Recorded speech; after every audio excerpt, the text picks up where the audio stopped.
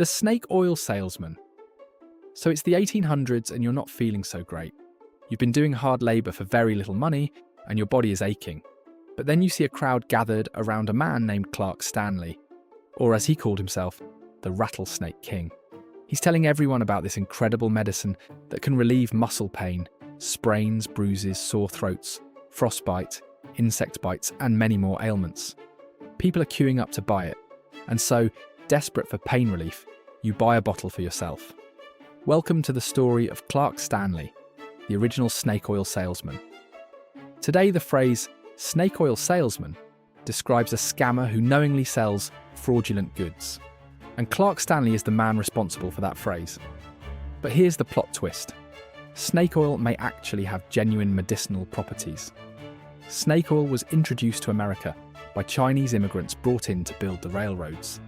After a hard day of backbreaking labour, they would share their homegrown remedies with fellow workers to ease the pain in their aching joints. Back in China, oil obtained from Chinese water snakes had been used in traditional medicine for centuries to treat joint ailments like arthritis. Modern scientific studies have backed this up. Analysis of traditional snake oil showed it contained a very high percentage of omega-3 fatty acids, which help reduce cholesterol, inflammation, and blood pressure, and can improve cognitive function. Researchers in Japan even found that mice-fed Chinese sea snake oil showed significant improvement in their ability to learn mazes and swim. Now, snake oil is certainly not a miracle medicine, but the point is, it didn't start out as fake medicine to steal people's money. It was simply passed around as something genuinely a little useful. So why is snake oil nowadays associated with shady scams? Because word of the Chinese snake oil spread like wildfire among the American working class, and soon there was huge demand all over the country. There was just one problem. There were no Chinese water snakes in America, and Chinese immigrants couldn't import enough oil from back home to meet the ever-growing demand. Since demand far outweighed supply, this opened the floodgates for scammers to create their own version of snake oil, which they claimed was just as good, if not better, than the real thing. And this is where we meet Clark Stanley. Clark Stanley, the self-proclaimed Rattlesnake King, claimed he came from Texas. He said that while working as a cowboy for over a decade, he spent the 1880s living with the Hopi tribe in Arizona, and they liked him enough to share their secret knowledge of snake oil medicine with him, which he then improved into the most potent snake oil on the market. It was a great story. But it was just a story. Nobody ever confirmed any of it. And there is absolutely zero evidence it happened. What's more likely is that Clark heard about the high demand for Chinese snake oil and created his own fake version using rattlesnakes, which were far more available in America, then invented a backstory to make it sound believable. Despite having no medical evidence to back up his claims, Clark proudly told everyone that a bottle of Clark Stanley's snake oil liniment was guaranteed to soothe joint pain and countless other ailments. At first, Clark was just another small-time shady salesman, travelling all over the United States peddling his miracle cure one bottle at a time to unsuspecting customers. But before we talk about his rise, it's important to understand the world he was operating in. Before the creation of the United States Food and Drug Administration, there was no real regulation over the sale of medicine.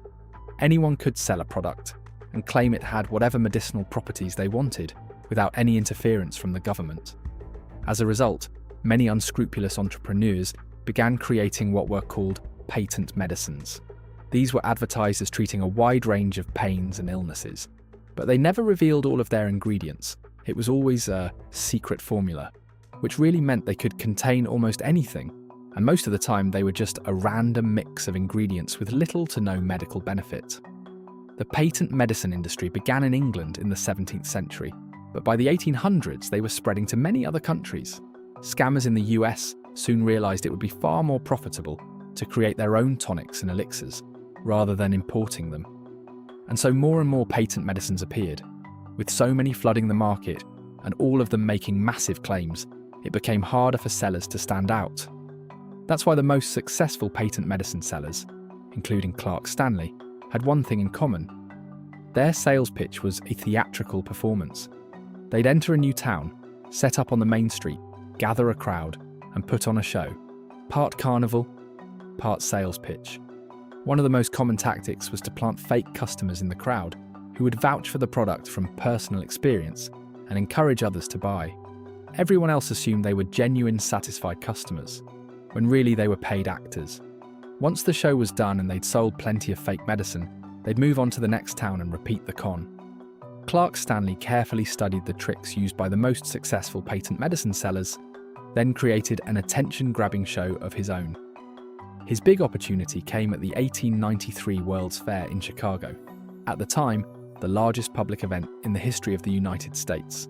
Clark set up a stand where he manufactured his formula right in front of the audience. He brought a bag of live snakes, snatched one out, cut it open in front of the crowd, and plunged it into boiling water.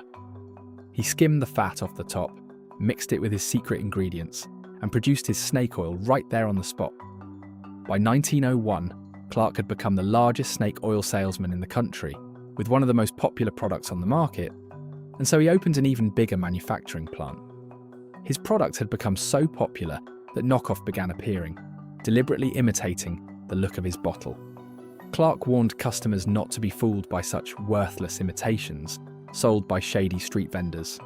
The irony, of course, is that this is exactly how Clark himself had started. But he had done such a good job of marketing his fake snake oil that people were now making fake versions of his fake product. When the FDA tested Clark's product in 1916, they found there was no snake oil whatsoever in it. It was mostly mineral oil, mixed with 1% beef fat, some chili peppers, and a dash of camphor and turpentine for the smell. Any health benefits people felt were almost certainly just the placebo effect.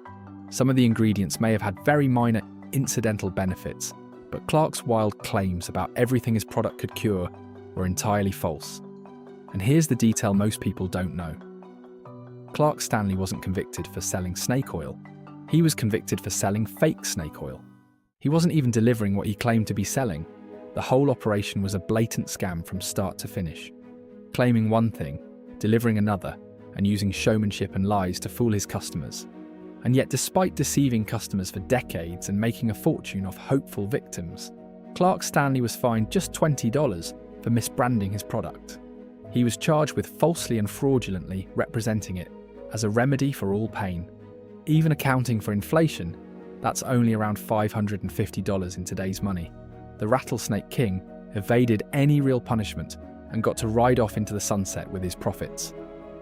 And in doing so, permanently gave the term snake oil salesman its meaning. The story of Clark Stanley is a reminder that scams rarely succeed on deception alone. They succeed on performance, on spectacle, on making people believe they've found the solution to their problem. Clark didn't just sell a product, he sold a story, a show, and a feeling of hope. And that, more than anything, is why people kept buying.